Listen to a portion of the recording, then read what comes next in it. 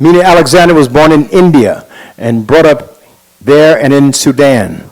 Her new book of poems is Birthplace with Buried Stones, Tri-Quarterly Books, Northwestern University Press. She is Distinguished Professor of English at Hunter College and the Graduate Center. I want to thank Quincy and everybody at Black Renaissance for this amazing production. I think each issue gets more beautiful than the last.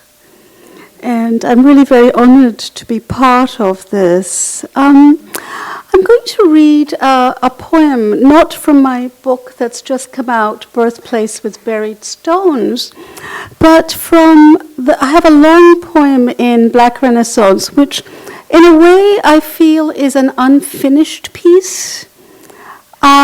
Not because it isn't long enough, but because there's more to expand out from the inside of it. I remember I kept sending Quincy drafts, and you got quite fed up with me, my dear, because I kept changing it. It still isn't finished. It's called Indian Ocean Blues, and I composed it listening to jazz. And I started it up in the Himalayas in the north of India. And I guess what you need to know autobiographically is that I come from the southwest coast of India, Kerala, and I grew up both there and in Khartoum in Sudan.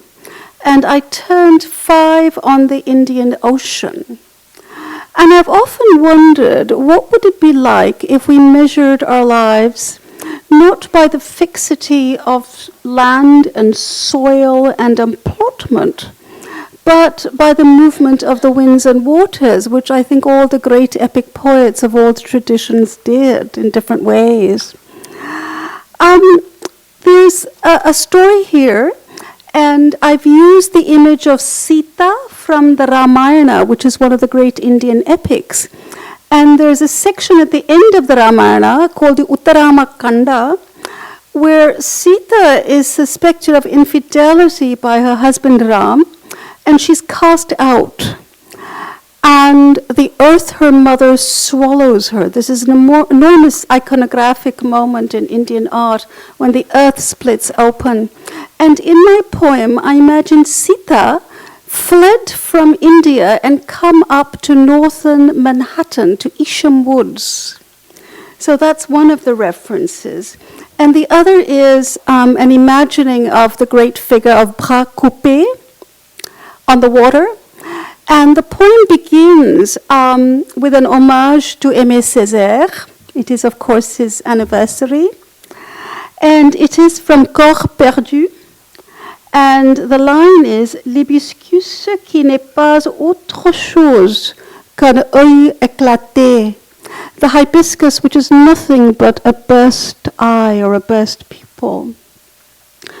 This poem is divided into sections, and I will read a bunch of the sections, a number of them. One is called Solitaire. I have numbered the pages and find the ground very uneven. In springtime, I take off my sandals and run freely. Except for mud and shards of stone embedded in tree trunks, I do just fine. It's a door I'm looking for, painted white just like those walls. Part 2, Dérive. I dream of a shack by the river's edge and keep walking. It takes me a day and a night and still another day. On West 34th Street, I hear birds warbling inside a skyscraper. Murmuring the name of the goddess, I hop over mounds of waste paper. Black plastic bags have split. I touch a cairn, ancient, bewildered stone. Is this where the buffalo leapt? Bones, spittle, bluefish, couches with polyester fillings, waves of sulfur where the homeless slept. North of nowhere, I hide in Isham Woods. Part 3, Inwood Sita. Sita bathed in sand, by wild wort and willow herb fire starts. Dry ground cracks, swallows her whole. Sita found in a field fled to inwood. Rama cast her out, lava storms cooled her. Dirt cloaks her, a shimmering stole. Days later, on Dykeman Street, as cobbles crack, she slips into a manhole, waves at me. Part 4. Shook Silver. I was a child on the Indian Ocean. Deckside, we dance in a heat haze. Toes squirm under silver wings. Under burlaps, someone weeps. Amma peers out of a porthole.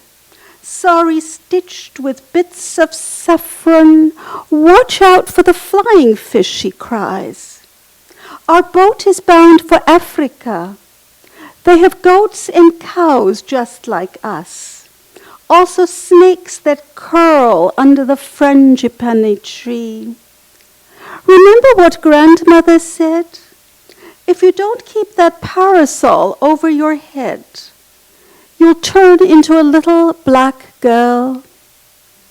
Where is she now, child crossing the livid sea? Older now, I must speak to the shadows. Fermata. He rode the waves. Jungly man with bits of silver on his eyes, head poked with horns, his arms were cut. Bras coupés, I yelled, all Amma could see buried under a blanket as waves rose was my black tousled head. In dreams I was a child with hands lopped off. What had I done? No one knew. As the steamer floated to Aden, they shot gulls from the cliffs. Those Englishmen, their bullets flew, struck a boy, herding goats on high rocks by the deadening sea. Adisthanam. Piercings of sense. Notes lashing time. Ecstatic self hidden in the ship's hold. I legible solely in darkness, shot flames anchorage of divinity.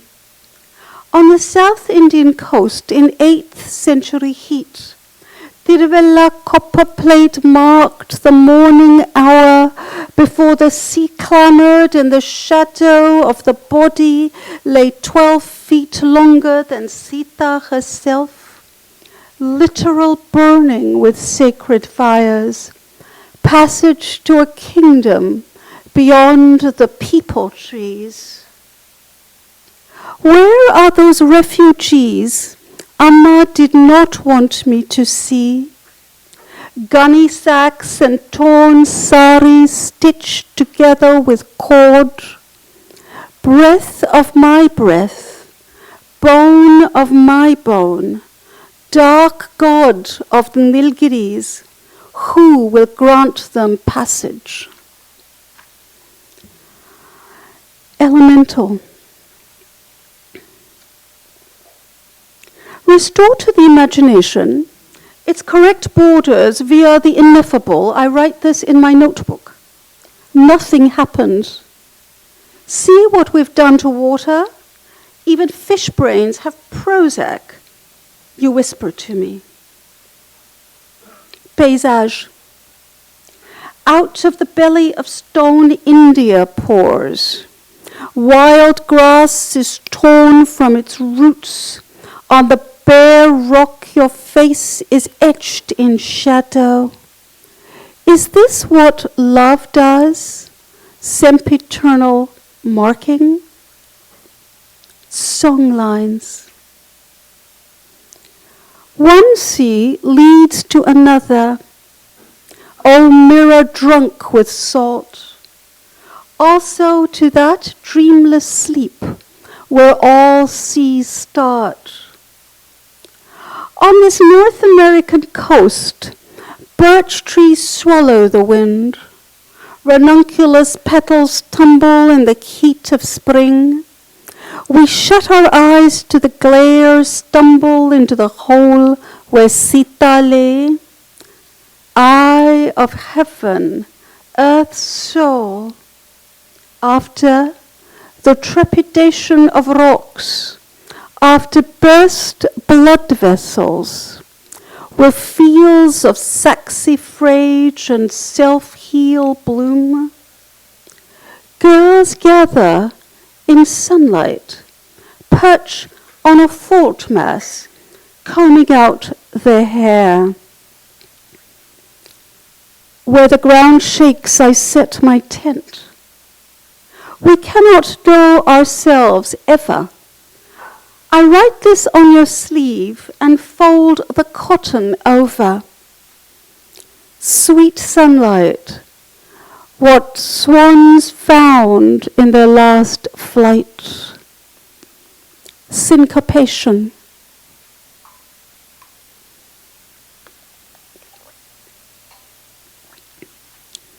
Be fearless with density, you whisper to me. It too is an accumulation of longing, a sideways swipe at the stars. We are leaving one language for the other always and ever. What crossing enjoins? Waves of hope-bittered notes plucked from sea foam, beauty's tribulation, virus of the possible, arco of love, slow fingering of desire. Our saris packed into one battered suitcase, old leather rinsed with moonlight, as underwater continental plates clash, and on a sodden deck he rises, cloaked in amaranth petals, a big man, his wounds molten. What spills from his lips? Can Krishna hear him calling? And this is the final section, very short. It's called Ora. Lost children cradle flying fish in their palms. Torn metal turns into harps. Thank you very much.